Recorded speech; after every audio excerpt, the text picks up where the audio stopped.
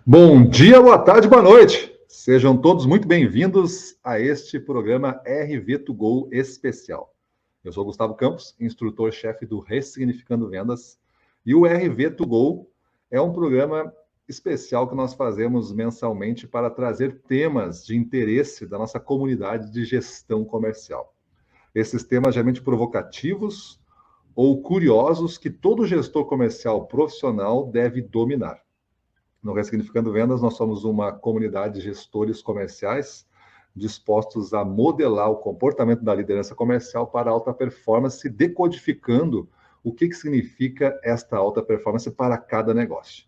Vamos entender então o tema de hoje que nós vamos tratar e aproveita já e clica aí no nosso canal para se inscrever no nosso YouTube, clica no sininho para ser avisado de todas as aulas que a gente faz. Tem mais de 600 aulas com temas diversos que você pode usufruir no nosso canal livremente.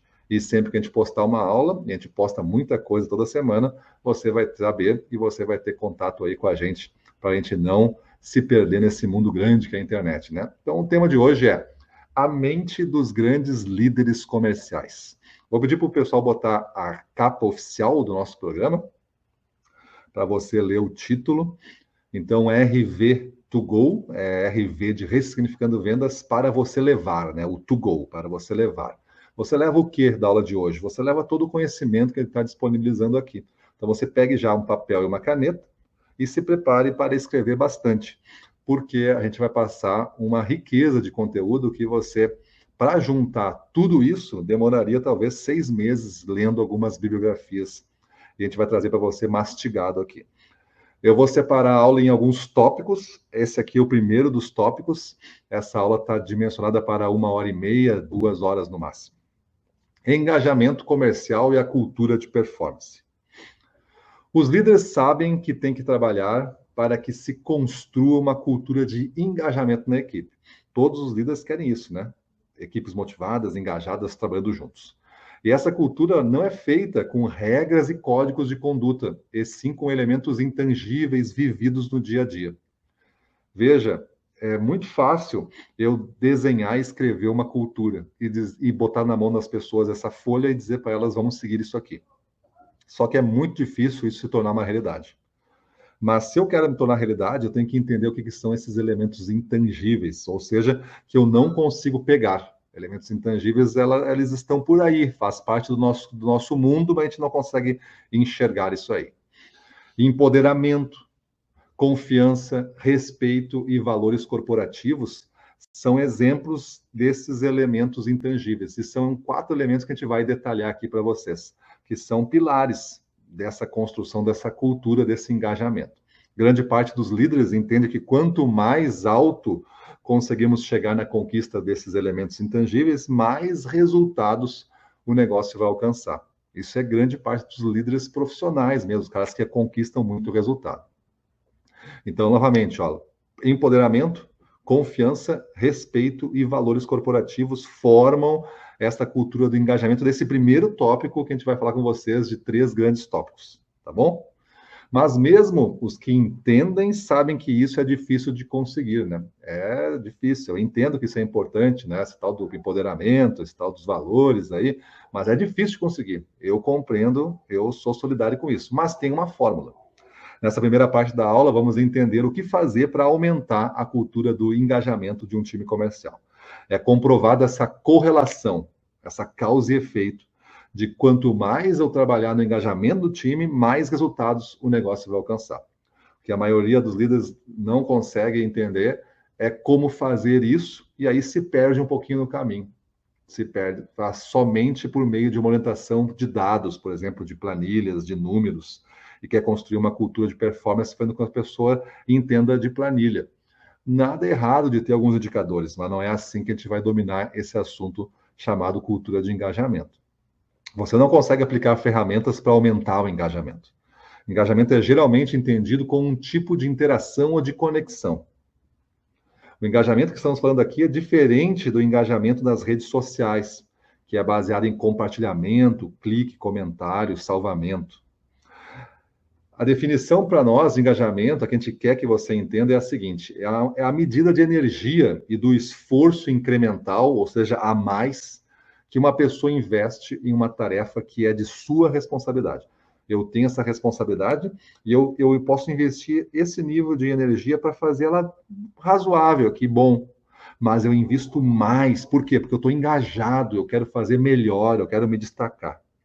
Então, quanto maior essa energia e esforço na execução dessa superação da tarefa, mais engajado podemos dizer que essa pessoa está. Desta forma, como líderes, nós aqui, vocês aí, temos que saber medir e avaliar a energia aplicada em uma tarefa e o esforço de se fazer melhor o que aceitamos como nossa responsabilidade. Então, se tu conseguir, como líder, mostrar para todo mundo o que é o melhor que ele pode fazer e ele compreender e concordar contigo, já é o primeiro caminho para ele liberar a energia nesta direção. A entrega de um esforço para se construir uma cultura de engajamento, então passa por 2 eixos. Vamos entender o primeiro eixo. É a informação, é a parte racional. As interações e conexões são importantes. Numa empresa, por exemplo, ou você trabalha sozinho com seus clientes. É importante essas conexões, né? Porque dependemos de informações que não estão conosco e devem ser conquistadas, muitas vezes com essas outras pessoas. Então, para mim ter uma cultura de engajamento, eu tenho que ter esforço em buscar informações novas, porque eu quero que a performance aumente com esse engajamento. E isso eu tenho que ter conhecimento coletado com outras pessoas que estão à minha volta. Eu tenho que buscar informações melhores com os clientes, eu tenho que buscar informações melhores com meus vendedores, juntar tudo isso numa estratégia e devolver para eles. Com que parte eu vou dessa devolução? Com o segundo eixo, que é o significado. As pessoas anseiam por significado para as coisas que fazem. Então, eu recolho informação no primeiro eixo e devolvo significado, para as pessoas entenderem por que eu estou fazendo isso, por que eu devo comprar esse produto e não outro. Isso é significado. Sua pergunta propulsora, a que vai te catapultar aí, vai te lançar um foguete, não deveria ser como podemos garantir mais interação, conexão. Não deveria ser esta a pergunta que tu deve fazer. Em vez disso, deveria ser como podemos, como líderes, garantir que fazemos as coisas necessárias para trazer significado para outra pessoa. Veja que eu vou fazer um esforço, né, as coisas necessárias para trazer significado. Para quem? Para o meu vendedor, outras pessoas, né? Para o meu cliente, para o meu diretor, para mim mesmo, significado. Então, engajamento não é uma questão de líderes envolvendo funcionários, e sim de líderes criando, olha só, presta atenção aqui, criando as condições necessárias para que os funcionários se envolvam mais plenamente em seu trabalho. Entendeu aqui? É forte isso, hein? Não é uma questão de líderes envolvendo funcionários, e sim de criar as condições para que aconteça o nascimento dessa cultura de engajamento. Vamos trabalhar o primeiro ponto daqueles 4 que eu falei para vocês, o empoderamento. Lembra lá, né? Empoderamento, valores, aquela coisa. Vamos falar de empoderamento. Funcionários que se sentem empoderados conquistam mais para as empresas do que aqueles que a todo momento buscam aprovação e permissão. Empoderado é o cara que tem poder, se sente com o poder, ele se sente dono do negócio. Lembra aquele espírito de dono que a gente quer que as pessoas tenham? Vestir a camiseta, antigamente se falava? É isso. É a pessoa hoje se sentir empoderada. Entretanto, uma pessoa não fica empoderada somente porque alguém disse para ela ser. Olha, eu te dou o poder aí, fica empoderado. Não é assim que funciona. O empoderamento se conquista com uma certeza construída por cada pessoa, que ela pode fazer o trabalho dela como ela julga ser o melhor jeito. Eu digo quais são os meus objetivos, eu trabalho com ela os objetivos, ela alinha os objetivos dela com os da empresa, e a gente tem uma direção agora, a gente tem um caminho. E ela executa o que ela tem que fazer da melhor forma, seguindo as orientações, evidente, as práticas e os treinamentos. Quanto mais eu fizer isso, mais repertório ela tem para agir de maneira diferente para cada situação diversa do mercado. E quando ela tem este poder, ela se sente empoderada. As pessoas se sentem seguras no seu próprio julgamento. Quando que tu te sente mais seguro? Quando tu está avaliando uma situação e sabendo o que fazer. Julgando ela, né? Eu sei o que fazer. Quando tu te sente inseguro? Quando tu não tem um julgamento sobre alguma coisa, tu não pode julgar essa coisa, tu tem que fazer o que os outros querem que tu faça, e tu não sabe como fazer. Então, o empoderamento é um sentimento que a outra pessoa tem, não uma afirmação feita pelo líder. Para empoderar a sua equipe, os líderes precisam dar um passo atrás, e considerar o mundo do ponto de vista de cada membro da equipe. Então, como líder, você tem que olhar pelos olhos de cada um, para entender o mundo que ele vê. O segundo ponto, empoderamento, o segundo ponto era confiança e respeito. Para realizar qualquer coisa, primeiro você precisa definir as palavras. Confiança, né? É um sentimento de expectativa confiante. Para criar um ambiente de confiança, as expectativas devem ser muito claras. Como que eu vou ter confiança? Pensa numa pessoa, né? Pensa no teu marido, na tua esposa aí.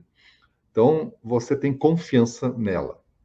Por quê? Porque as expectativas estão claras da relação e eu sei, eu confio porque eu enxergo é que está claro o comportamento da outra pessoa, né? Na empresa, a mesma coisa. Para que eu tenha uma confiança na empresa e no meu líder, as expectativas têm que estar claras. Eu tenho que saber o que fazer. Então, deixe-os claros, as expectativas, em seguida faça a devida atividade com interesse e extremo cuidado com os detalhes, para garantir que você tenha um grau aceitável de confiança de que suas expectativas, bem como a dos outros sobre você mesmo, serão atendidas. Uma coisa é entender as expectativas que querem de mim, a outra é eu conseguir entregar. Por isso que tu tem que fazer a atividade com muito interesse e extremo cuidado com os detalhes. O respeito, né? Isso era a confiança. O respeito. O respeito é definido no dicionário como um senso de valor ou excelência de uma pessoa. Mas como os outros elementos intangíveis, precisamos ser precisos em nossa definição. A definição que devemos usar aqui, pelo menos nesta aula para vocês, é bem simples. É dar a devida consideração ao outro. Isso é respeito. Quando que tu te sente respeitado num restaurante, por exemplo? Quando você entra e a pessoa reconhece que você entrou, que você é um cliente, ela trabalha com você, ela quer lhe levar para a mesa, ela lhe dá informações, ela lhe dá o cardápio, lhe atende do início ao fim, lhe agradece, lhe leva até a porta. Quando você se sente desrespeitado, quando você entra e ninguém nota que você entrou. Você é mais um à busca de uma mesa e está perdido lá e ninguém lhe atende. Agora, o outro item daqueles é os valores corporativos. As empresas querem projetar um senso de valores claro e compartilhado. Para isso, a melhor maneira de divulgar os valores da sua empresa é vivê-los. Seja guiado por eles, use-os a tomar decisões e fazer contratações.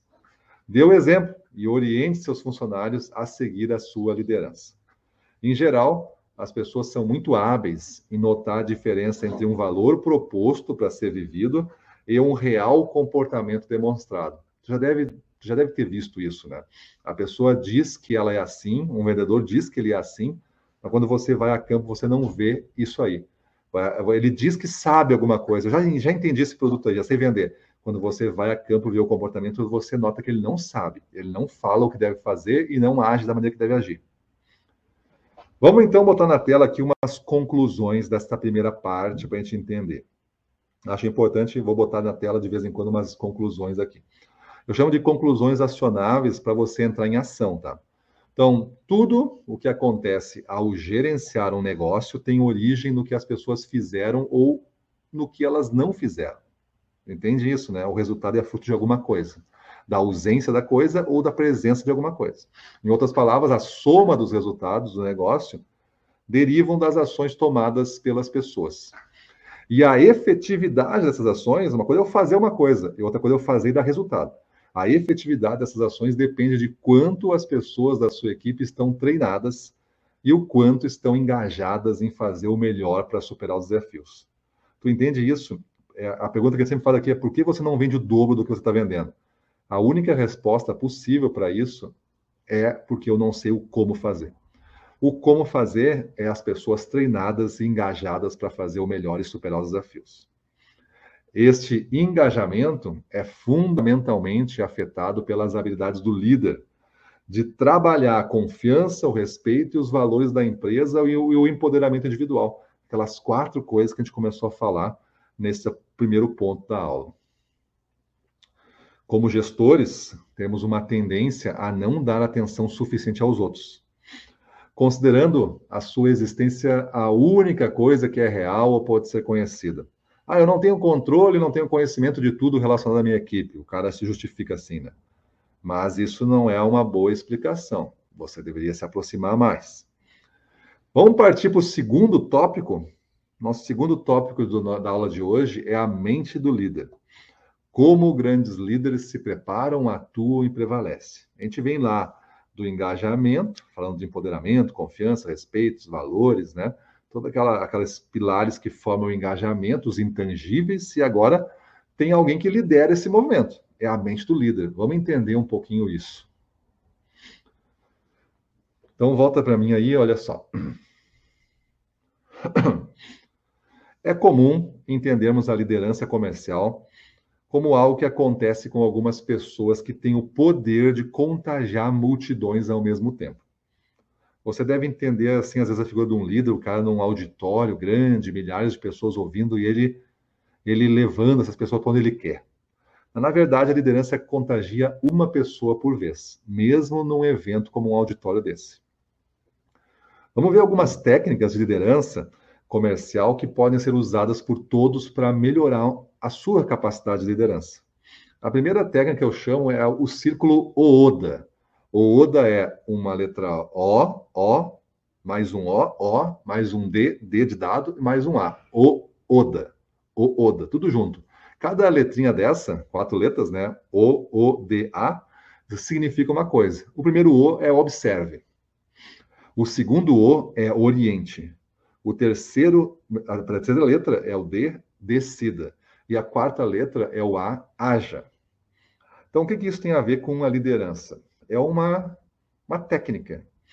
E essa técnica é, aconteceu alguma coisa. O que você faz agora? Você faz o ODA. Você observa bem, observa e prestar atenção nos detalhes do que aconteceu. Aí você orienta.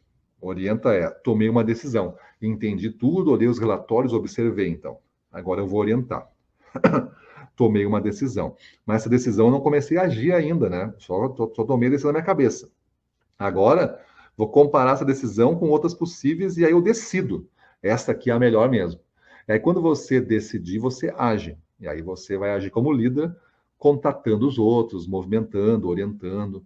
Então, esse é o nosso ciclo OODA. Observe, orienta, decide e age. Então, esse é o nosso ciclo. Observe, oriente, decida e age. Muitos líderes vivem sob um estresse constante, né? E o processo esse OODA, que eu falei para vocês, quebra o hábito padrão de você responder instantaneamente a tudo, dando a você segundos preciosos para tomar uma melhor decisão.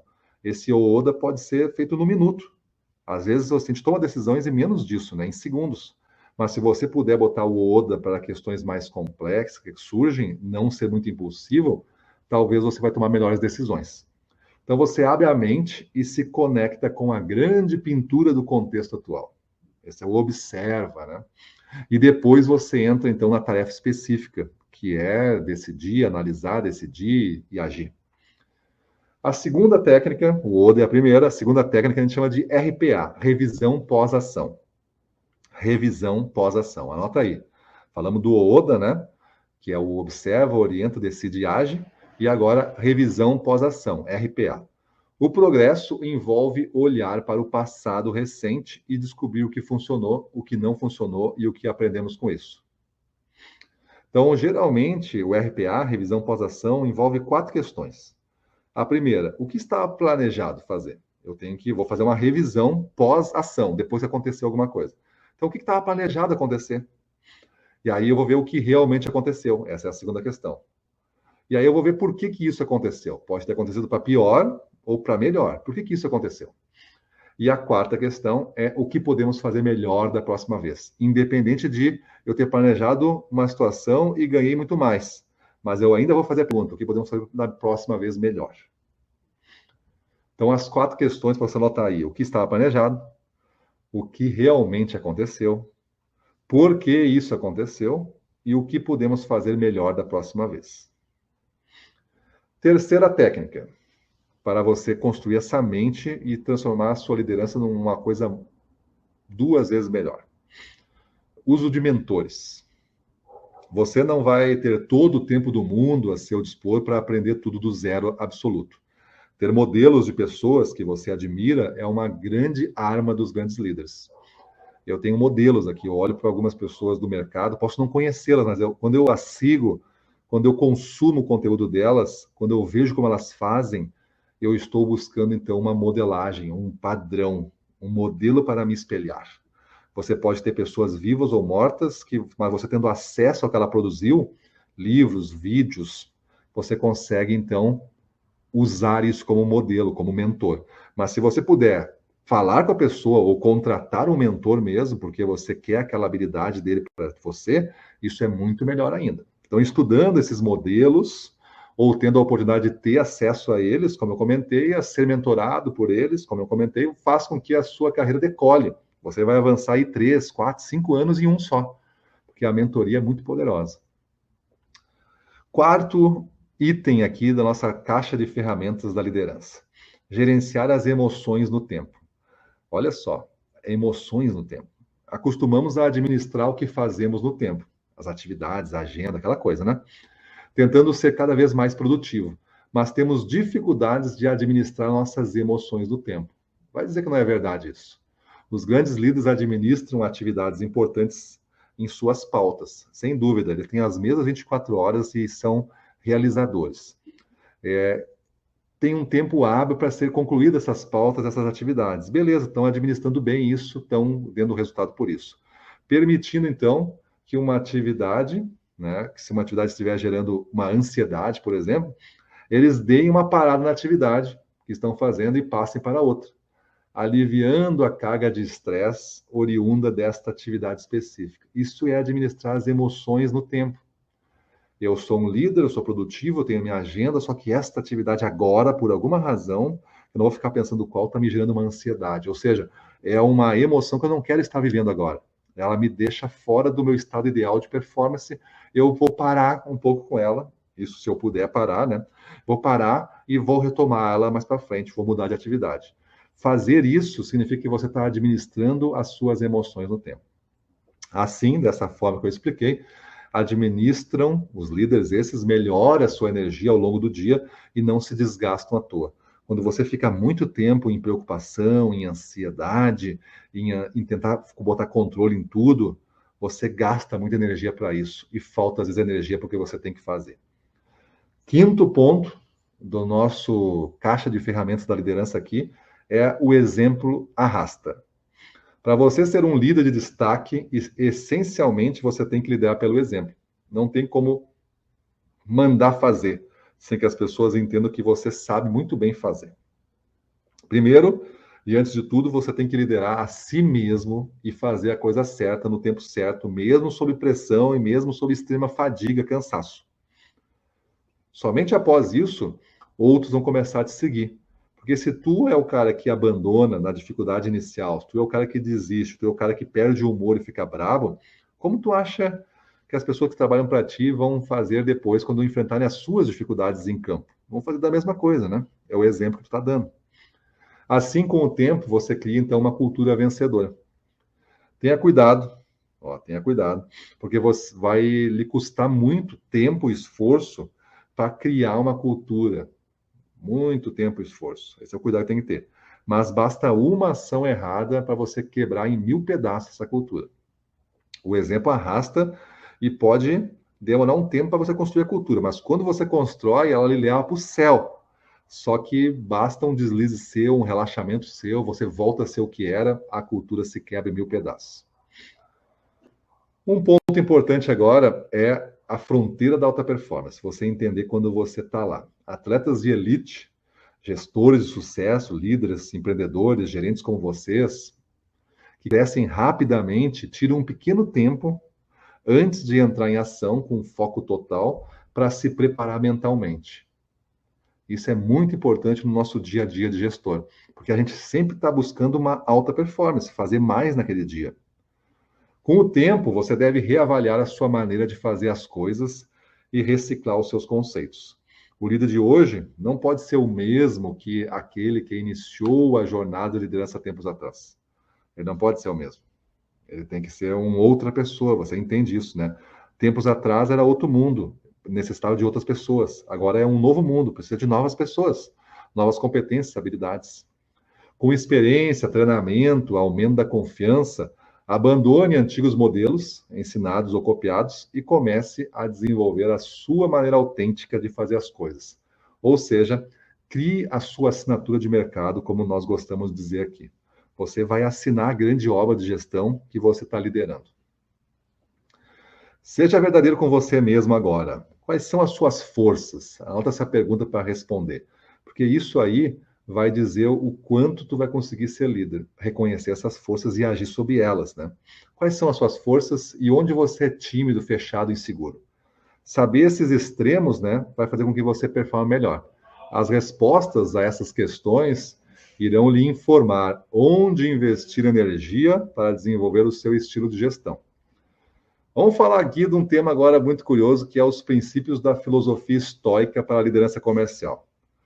Eu vou explicar aqui. Bom, o negócio estoico é um negócio bem antigo, né? É uma filosofia, um jeito de pensar que nasceu há milhares de anos atrás. Então, a gente está trazendo esse pensamento das pessoas que queriam ser produtivas, queriam ser úteis, queriam viver o presente com uma leveza, uma alegria, uma felicidade, ser realizadora. Então, essa filosofia estoica daqueles milhares de anos trazido agora para a gente olhar sob a luz da liderança comercial. Deve-se ter um objetivo na vida. Em vez de apenas seguir os movimentos ou enfrentar todos os problemas da vida em um dia, tenha um plano para enfrentar os problemas um de cada vez. E lembre-se, sempre deve haver um objetivo maior no teu jogo. Não fica só de olho no problema. O objetivo maior, e o problema está no meio. Tu vai ter que vencer ele para tu chegar lá. Não perde o olho no objetivo maior.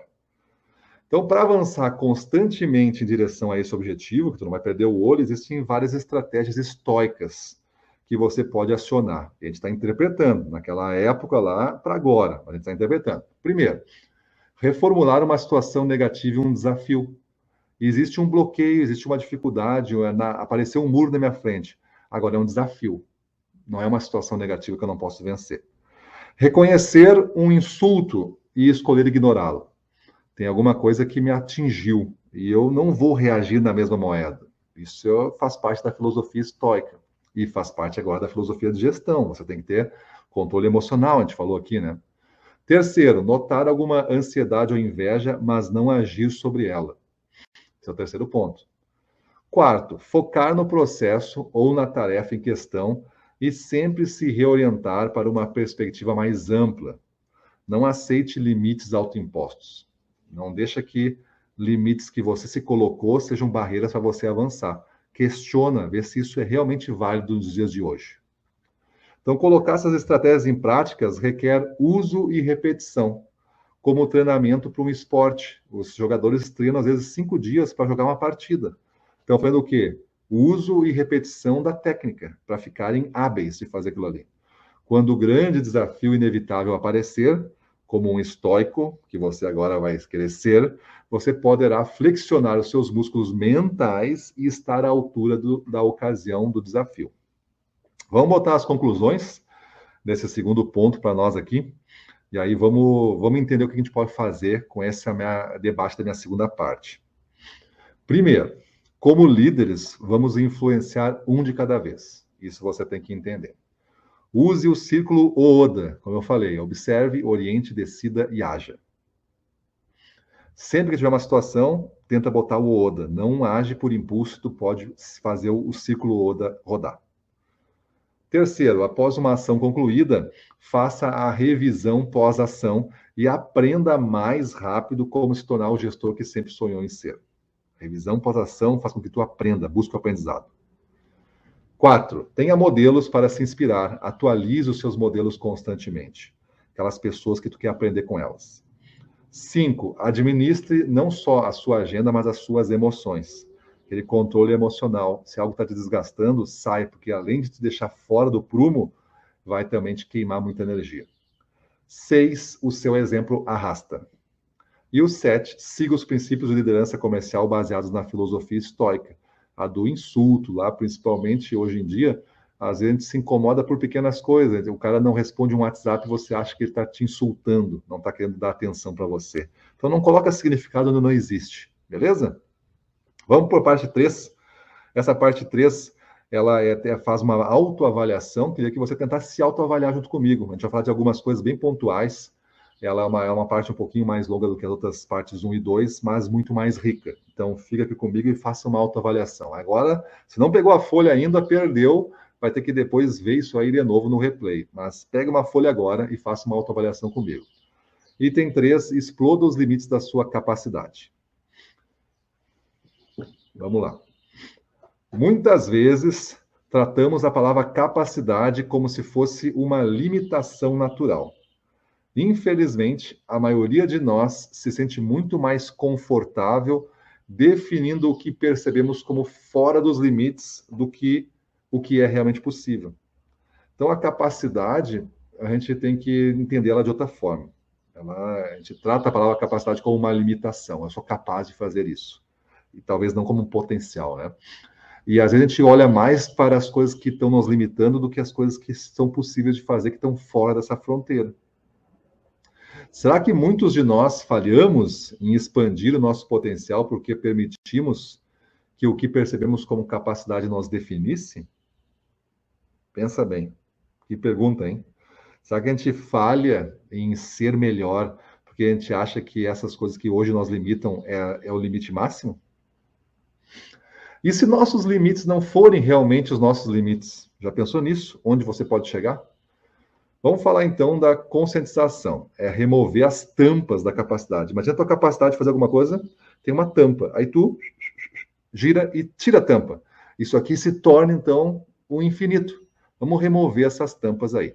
Se você crescer a sua consciência de onde está, de quem você é e de suas capacidades, desenvolver as suas habilidades, fizer escolhas corretas, alinhadas com seus objetivos, você atingirá a região de maior potencial pessoal. Mas por que a gente não faz tudo isso que eu falei? Porque tem a tampa. Isso nós chamamos de o desafio da capacidade potencial. O primeiro passo é a consciência de que você irá investir em trabalhar mais os seus pontos fortes e não os seus pontos fracos.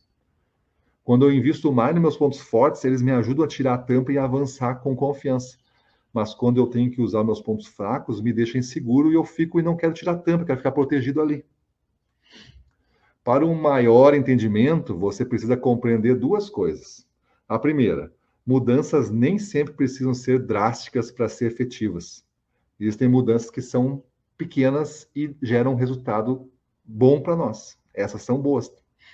Mudanças são necessárias, é o segundo ponto, para você alcançar a sua capacidade máxima. Sua capacidade também não é uma coisa fixa. Você tem que entender que essa capacidade máxima... eu já atingi minha capacidade máxima. Ela não é fixa. Muitas pessoas, principalmente depois de uma certa idade, pensam que sua capacidade é fixa. Minha capacidade para fazer isso é baixa. Minha capacidade para abrir clientes é baixa. Minha capacidade para gerenciar uma equipe de vendas é baixa. Não é. É tu que está tornando ela fixa. Uma tampa, então. Você tem que tirar essas tampas.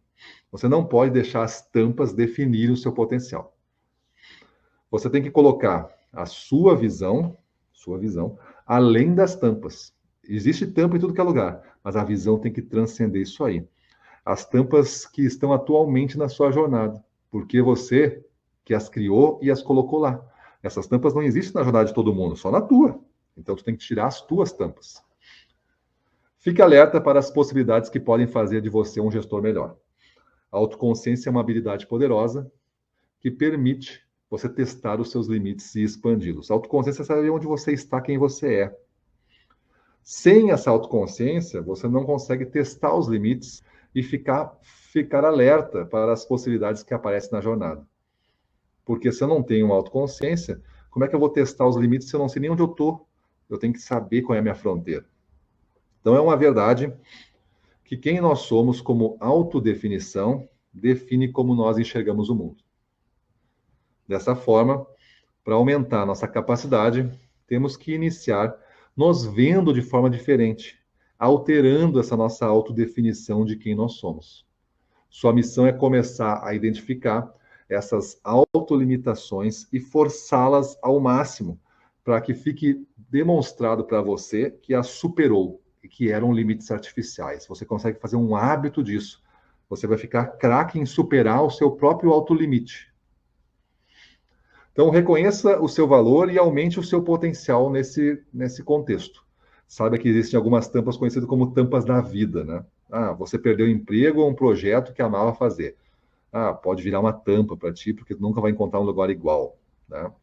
Alguém que você amou morreu, ou que você ama morreu.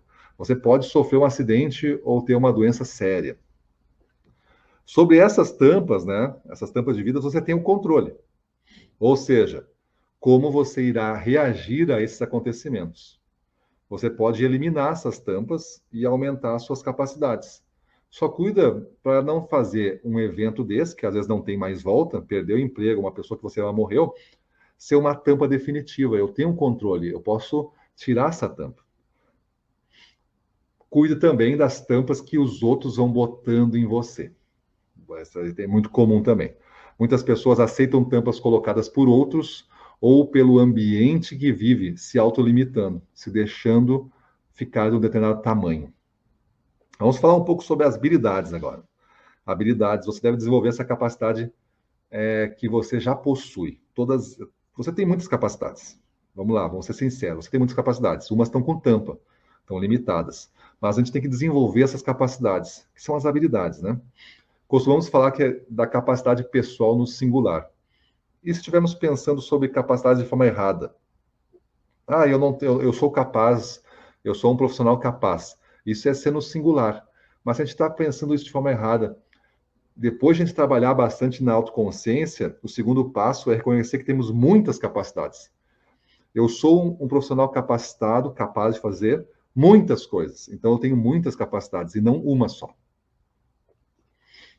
Cada uma dessas capacidades é fruto dos seus talentos e de suas escolhas. Existem capacidades mais dependentes dos seus talentos e capacidades mais dependentes das suas escolhas. Entendeu? Tem capacidade que depende do teu talento.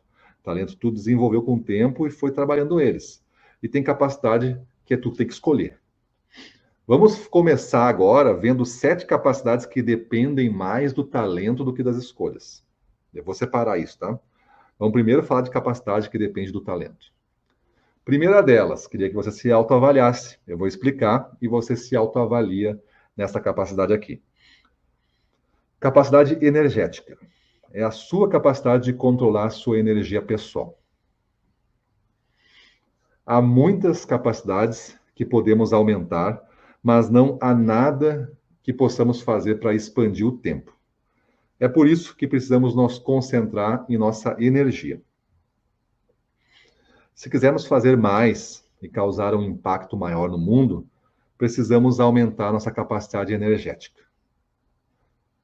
Vamos entender. Como você deve concentrar, então, a sua energia? Uma forma é priorizar.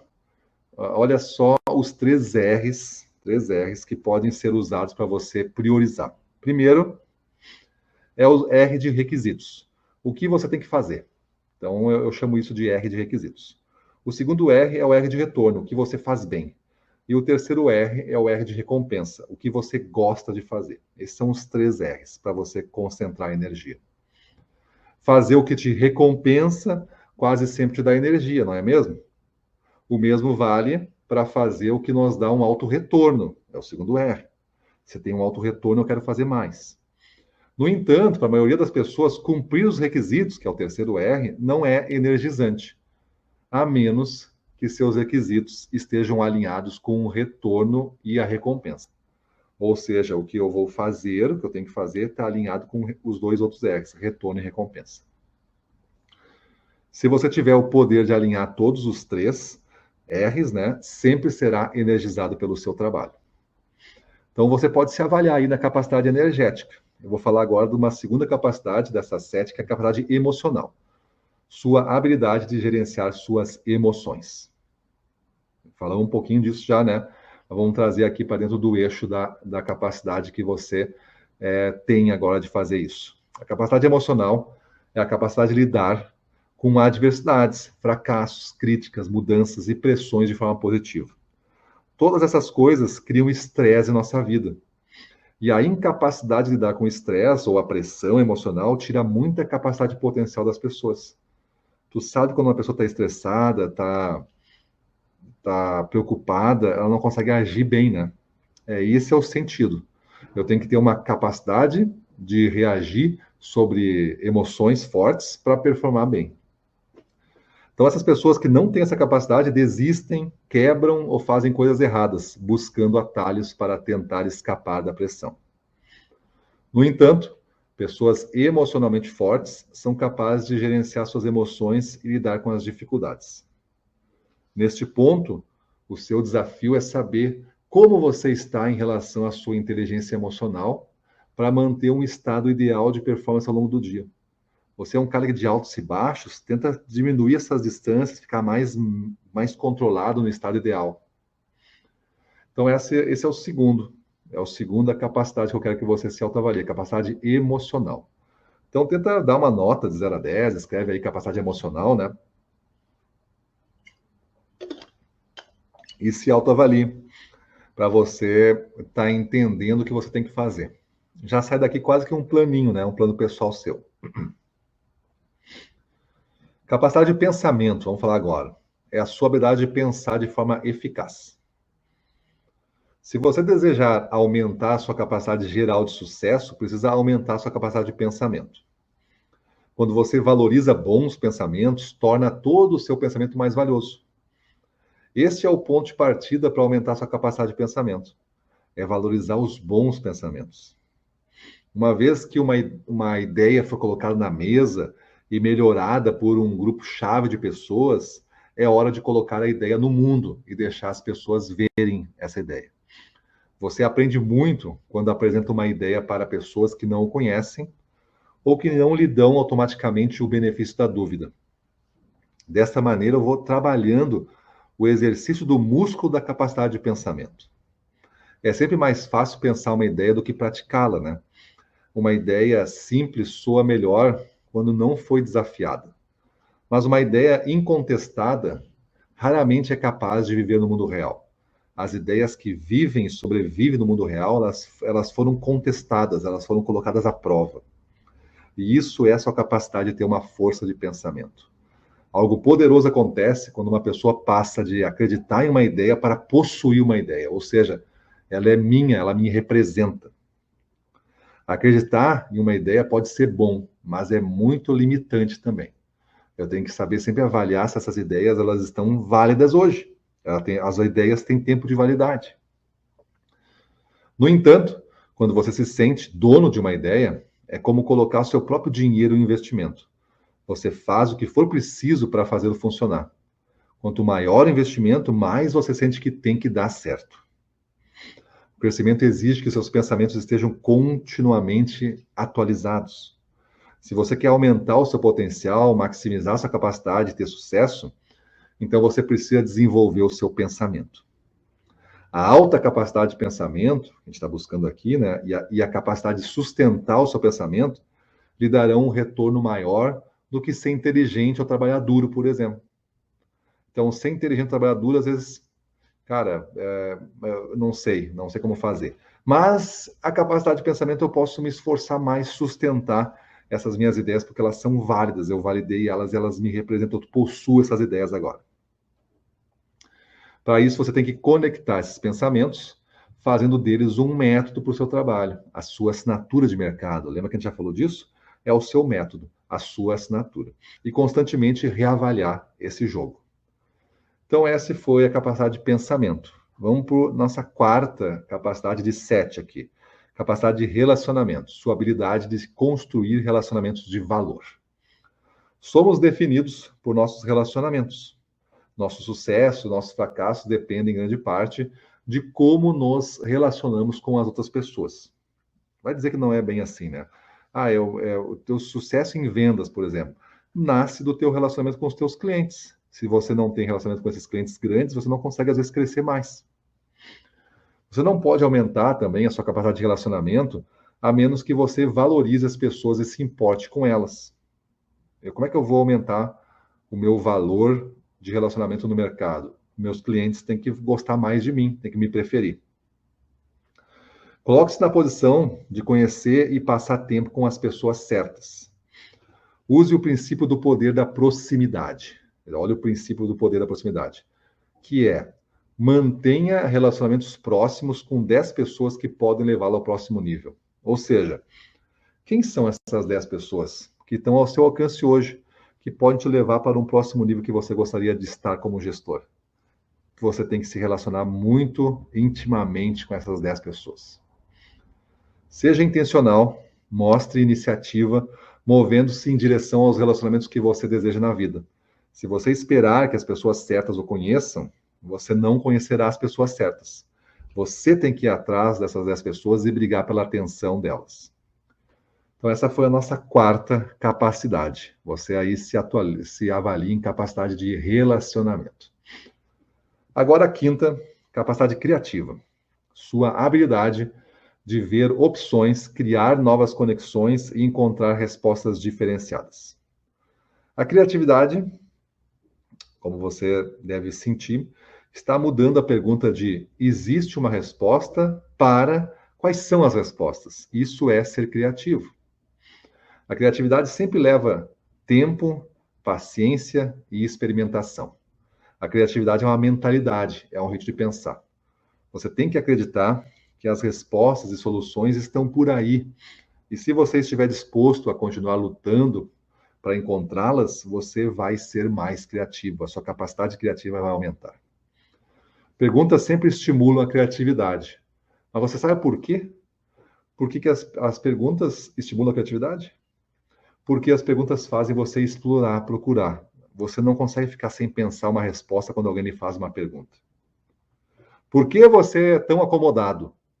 Opa, só de ouvir, tu já começou a pensar, não, mas eu não sou acomodado. Não sei, já entendeu? É isso.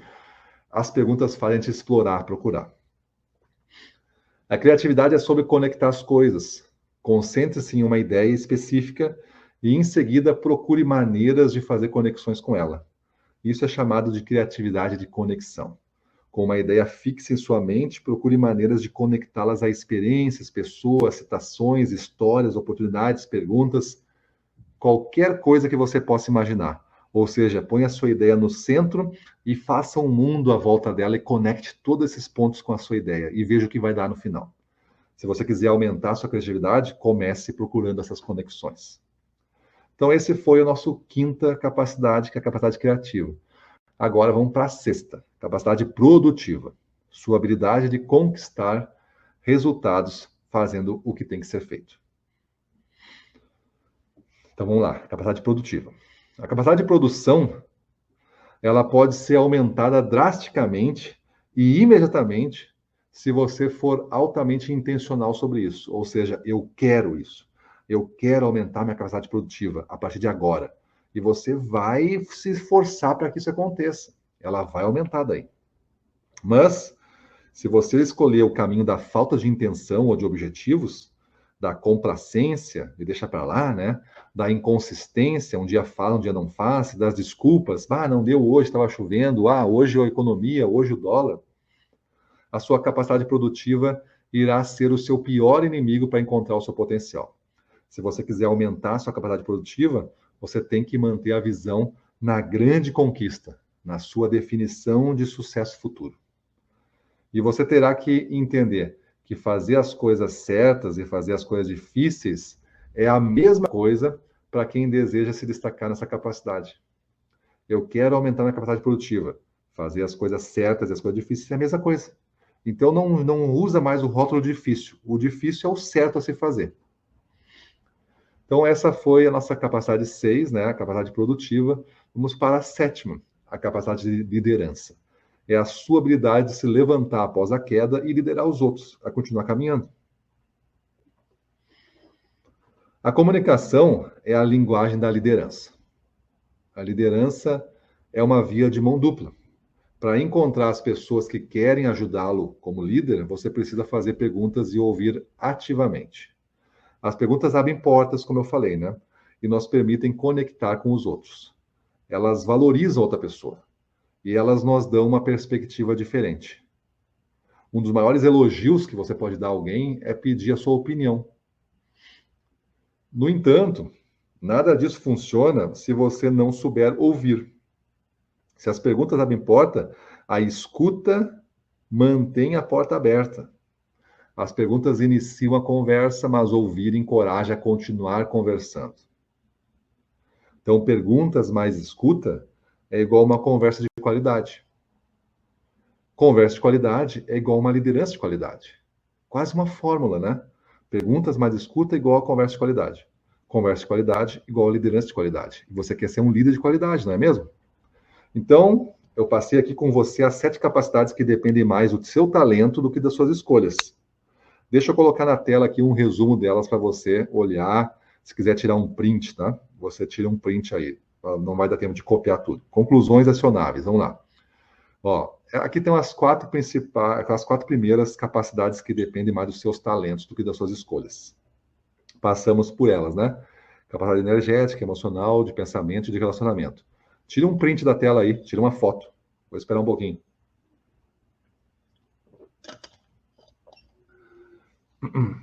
Essas são as 4 primeiras, tá? Capacidades que dependem mais dos teus talentos. Agora, as 3 que fecham essas 7. Capacidade criativa, produtiva e de liderança. Então, tira uma print aí. Aproveita, você vai ter depois a capacidade de lembrar do que eu falei e tomar decisões de melhoria, orientando o que você é forte, né? Que você sabe fazer em cima desses 7 temas de capacidade. Então, volta para mim, passador, aqui. Então, eu passei com vocês as 7 capacidades que dependem do talento, mais do talento do que das escolhas, mas existem aquelas capacidades que dependem mais das suas escolhas. Lembra que eu falei que são 2 grupos? Vamos ver agora outras capacidades que dependem das tuas escolhas. Essas, assim, vou fazer isso. Isso é uma escolha. Você, ao final dessa aula, você vai ter, então, todo esse conjunto de capacidades para fazer um plano de você. Que fantástico, é quase um equalizador, e você vai equalizando a sua vida em cima de capacidades. Eu vou falar agora sobre como maximizar a sua capacidade de fazer algumas escolhas de vida em 9 áreas principais. Quanto mais você as viver e aprender a amá-las, maior será a sua capacidade e maior será o seu sucesso. Primeira capacidade dessa, que depende das tuas escolhas, é a capacidade de responsabilidade. Sua escolha para assumir o controle da sua vida é a primeira. Uma das razões pelas quais as pessoas bem-sucedidas são bem-sucedidas é que elas veem e aproveitam as oportunidades que surgem para elas. Elas não ficam esperando as coisas. Elas vão atrás e quando a coisa aparece, ela pega. Ela é responsável pela vida dela. Muitas vezes, nós vemos essas pessoas atravessando por portas de oportunidades, aproveitando ao máximo e pensamos para nós mesmos, eu gostaria de ter essa chance. Você tem, lembra que aqui é capacidade de escolha. Vemos os resultados, mas o que muitas vezes não vemos é o nível profundo de responsabilidade pessoal que essas pessoas tiveram em assumir e aproveitar ao máximo as oportunidades que surgiram. A gente só vê que ela teve o benefício, mas não vê o esforço que ela teve antes. Sem aumentar a sua capacidade de responsabilidade, você não consegue aumentar a sua capacidade de oportunidade. Uma vez que você comece a assumir o controle e a fazer escolhas, a sua vida começa a mudar. Comece com o que você controla, então. Essa foi a primeira capacidade de escolha nossa, que é a capacidade de responsabilidade. Vamos agora falar da segunda. Ela é a capacidade da personalidade. Suas escolhas baseadas em bons valores. Os valores criam a base do caráter. É quem somos, né? A nossa personalidade, então. E o caráter fornece a base para o sucesso. Quando a gente não confia numa pessoa, tem um mau caráter, né? A gente não compra dela. Ter um bom caráter é uma escolha que você faz todos os dias. Quando você escolhe fazer a coisa certa, com base em um valor positivo, a sua personalidade se expande. Com cada escolha certa, você desenvolve a força para fazer outras escolhas certas e escolhas certas mais difíceis, porque a confiança também vai aumentando. Você vai desenvolvendo uma grande personalidade de ser um grande líder. Em contraste com isso, toda vez que você escolhe por atalhos, por comprometer seus valores, ou virar as costas para o que sabe ser certo, diminui o seu caráter. As pessoas começam a desconfiar de você, duvidar ou não acreditar ou rejeitar você. Quanto menor e mais fraco você fica, mais difícil é fazer outra escolha certa na vida. Então, essa é a segunda capacidade, capacidade da personalidade. Vamos para a terceira. Terceira, capacidade de abundância. Suas escolhas em acreditar que existe bem mais do que o suficiente para todos e para você também. Você sabe por que as pessoas que abraçam a abundância são tão prontamente capazes de dizer sim para as coisas? É porque elas possuem fortes crenças em muitas áreas da vida. Elas acreditam em si mesmas. Elas dizem: há mais para mim do que as pessoas estão vendo. As crenças, o que a gente acredita, então, né, conduz o nosso comportamento. A falta de uma crença, que é uma característica da escassez, a falta da crença da abundância, por exemplo, nos impede de avançar. Por quê? Porque não tem para todo mundo lá. E talvez eu não consiga pegar. É um pensamento de escassez. Hesitamos não porque somos incapazes de fazer algo, mas porque não temos confiança em nós mesmos. Legal isso aí, né? A gente hesita ou deixa de fazer porque a gente não porque a gente se acha incapaz de fazer algo, mas porque não temos a confiança em nós mesmos. Nossa perspectiva não é determinada pelo que vemos, é determinada por como vemos a coisa. E isso vem de quem somos. Quem somos faz com que a gente enxergue um mundo. Se o mundo de quem somos é um mundo escasso, tudo é uma guerra, tudo é uma luta, tudo é uma pobreza. Duas pessoas podem estar na mesma situação e ver as coisas de forma completamente diferente. Enquanto uma pessoa com escassez muitas vezes olha para uma situação e pensa, não tem jeito, outra pessoa com abundância vê a mesma coisa e pensa, tem que haver uma maneira melhor. Então, essa é a terceira capacidade, capacidade de abundância. Agora vamos falar da quarta capacidade, que nós temos escolha, capacidade de disciplina. Suas escolhas em focar em algo e cumprir com o combinado. Não alcançaremos grandes coisas acidentalmente. Nunca se esqueça, né? Tudo que vale a pena é difícil. Alcançar o que você quer vai levar tempo, esforço, consistência, energia e comprometimento. A autodisciplina é o que torna essas coisas possíveis e coloca o sucesso ao seu alcance. E aqui tem uma boa notícia para você. A autodisciplina é algo que você pode desenvolver. Por quê? Porque, como todas essas últimas que eu estou falando de capacidades, são escolhas. Você não precisa nascer com isso. É uma escolha que você faz e continua fazendo de desenvolver a autodisciplina. A melhor maneira de aumentar a sua capacidade de disciplina é saber o que é importante e ter isso como um farol para a sua vida. Você não tem uma autodisciplina para qualquer lugar, você tem uma autodisciplina para o que é importante, você tem que direcionar essas coisas. A disciplina é como um músculo, precisa ser exercitado. Então, essa foi a nossa quarta capacidade, capacidade de disciplina. Vamos agora trabalhar a quinta, que é a capacidade de intencionalidade.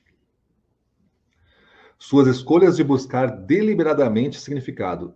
Deliberadamente é intencionalmente uma intenção, a minha escolha de ir atrás das intenções das coisas, dos significados. A vida intencional pode ser destilada em 3 características, e se você optar por abraçá-las, poderá viver com uma capacidade muito maior de intencionalidade. A primeira dessas características da vida intencional é seja deliberado. Nós só temos uma chance na vida e tudo o que deixarmos de fazer será deixado de lado. Muitas pessoas pensam que boas intenções são suficientes para fazer a diferença. Elas não são. Boas intenções são superestimadas. A menor ação sempre supera as maiores intenções. A menor ação sempre supera as maiores intenções. Segunda característica, seja deliberado, agora é ser consistente. Tudo que fazemos continuamente na vida se manifesta de uma maneira em realizações. Se as coisas que fazemos são negativas, a vida fica pior para nós.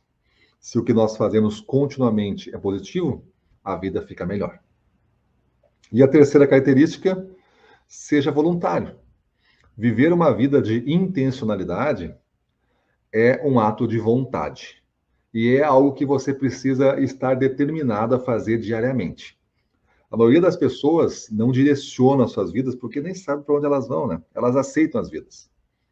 O quanto você quer fazer a diferença na sua vida? Pensa aí. Se você está olhando essa aula neste horário, é porque você quer fazer muita diferença na sua vida. Você pode fazer a diferença. Eu convido você a fazer isso. Você está disposto, então, a lutar por isso? Então, essa foi a nossa quinta capacidade, que a gente tem escolha, que é a capacidade de intencionalidade. Vamos para a sexta, capacidade de atitude. Capacidade de atitude, suas escolhas de ser positivo, independentemente da situação que tu enfrenta. Isso é uma capacidade de atitude.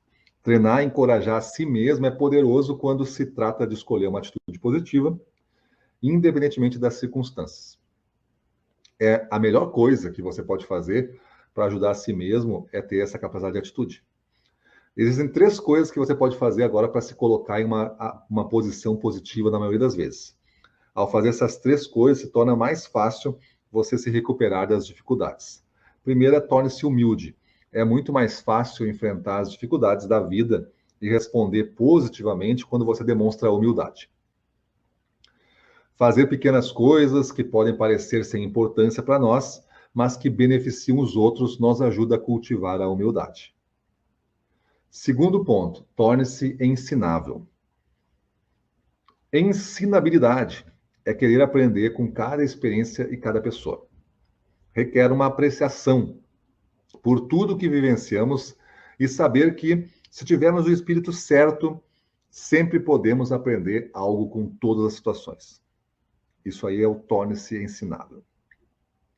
E a terceira característica é o torne-se resiliente. Para manter uma atitude positiva, você precisa ser resiliente e não deixar que nada negativo tome conta de você. Resiliente é ser flexível, mas não quebrar, né? Você resiste, você se molda um pouquinho e você volta sendo você mais forte, mas você não desistiu da situação. O tempo gasto com raiva do passado significa menos tempo para seguir em frente, fazer o que você deseja fazer e o que tem que fazer, por exemplo. Sétima capacidade é a capacidade de risco. Suas escolhas de estar fora da zona de conforto. O risco raramente é confortável, porque ele exige que saiamos da nossa zona de conforto. No entanto, quando estamos apostando alto, é aí que precisamos viver. Para dar passos à frente diante do risco, você tem que lidar com suas emoções e dúvidas. Tudo sobe e desce na liderança. Isso nunca é mais verdadeiro do que em tempos de risco. O tamanho da liderança deve ser igual ao tamanho do risco. Está associado a essas coisas. Se você vai tentar algo difícil, você precisa de uma boa capacidade de liderança desenvolvida. Se você está se preparando para assumir um grande risco, pode exigir todas as habilidades de liderança que você possui para realizá-lo. Então, não leve isso de ânimo leve, de boa, assim. Invista bastante tempo nisso aqui. Continue crescendo como líder. Quanto mais você aumenta a capacidade de liderança, mais aumenta o seu potencial de capacidade de risco. Oitava, capacidade das suas escolhas, que você pode escolher. É a capacidade de crescimento. Suas escolhas de focar em quão rápido você pode crescer. Essa é boa, né? Só que por que a gente não faz isso? A capacidade de uma pessoa é ilimitada. E nosso desejo deve ser explorar até onde a gente pode esticar esse elástico aqui, chamado potencial de vida. Algumas das coisas mais importantes da vida exigem muito tempo e esforço. A alegria da jornada em direção a elas vem das novas descobertas que fazemos ao longo do caminho. Nossos novos caminhos e descobertas tornam-se a motivação para continuarmos a jornada. E é só depois de percorrermos uma longa distância que podemos olhar para trás e perceber o quanto a gente não sabia. Logo, começamos a perceber que não é o destino que estamos procurando. Em vez disso, desejamos o crescimento que experimentamos e não a linha de chegada. Esse é a verdadeira jornada, né?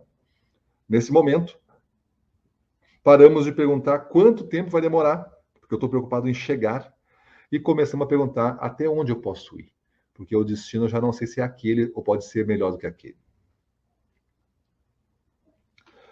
E a nona capacidade de parcerias. Suas escolhas de colaborar com os outros. Se você deseja multiplicar sua eficácia, precisa trabalhar com os outros. Para desfrutar de grandes parcerias, você precisa ser um grande parceiro. Se você quiser fazer parceria com outras pessoas, seja o primeiro a encontrá-las onde elas estiverem. E entregar valor é a única maneira de uma parceria funcionar.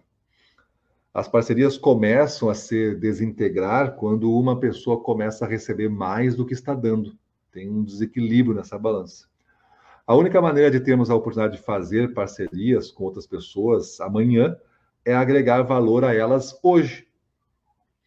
Se você quer ser um bom parceiro, se beneficiar, aumentando a sua capacidade de parceria, você precisa agregar valor aos seus parceiros.